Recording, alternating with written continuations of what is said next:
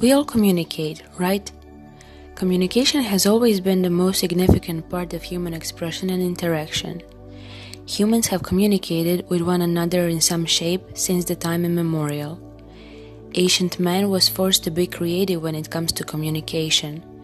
Even though some form of verbal communication existed, they used symbols and images to portray information.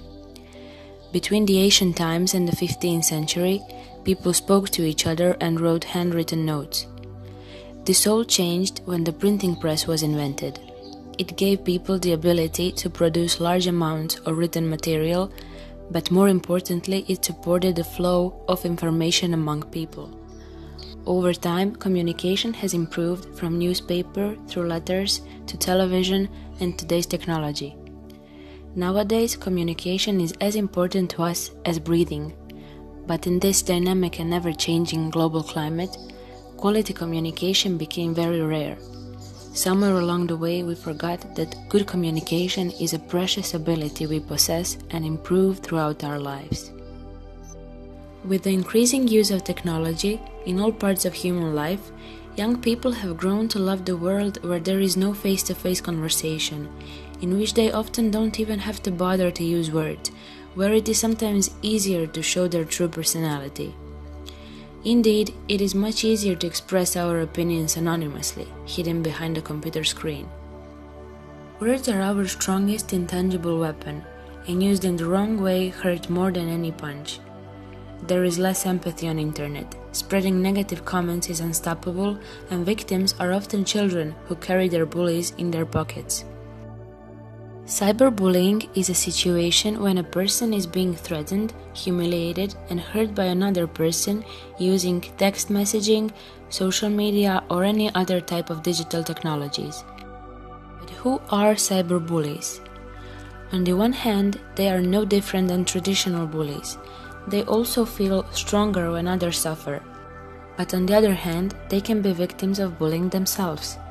Cyberbullying is a problem which affects youth worldwide. It can make us feel angry, isolated, and upset, and has bad impact on our mental and emotional health. We as adolescents are not able to fully control our emotions, so something like cyberbullying can really disrupt us. Emotional health means being aware of emotions and establishing mature relationships with everything that surrounds us. People with good emotional health have learned to apply healthy ways of coping with stress and problems as normal components of life, and they feel good in their skin. There are 3 things that lead to good emotional health. First is noticing upsetting emotions when they arise. Second is catching our own self-judgments. This means turning our critical inner voice into self-love. For example, when we find ourselves saying bad things about ourselves, we might ask, if my best friend was talking to me this way, how would I respond? The last one is curiosity.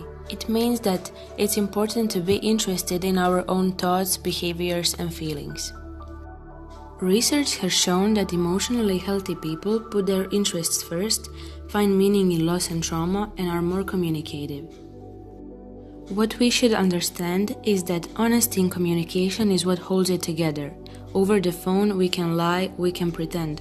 Technology can do many wonderful things, some things humans may never be capable of. Those wonderful things will continue to happen, but there will always be a reaction to an action. We miss so many wonderful things in our lives living in virtual worlds, don't you think?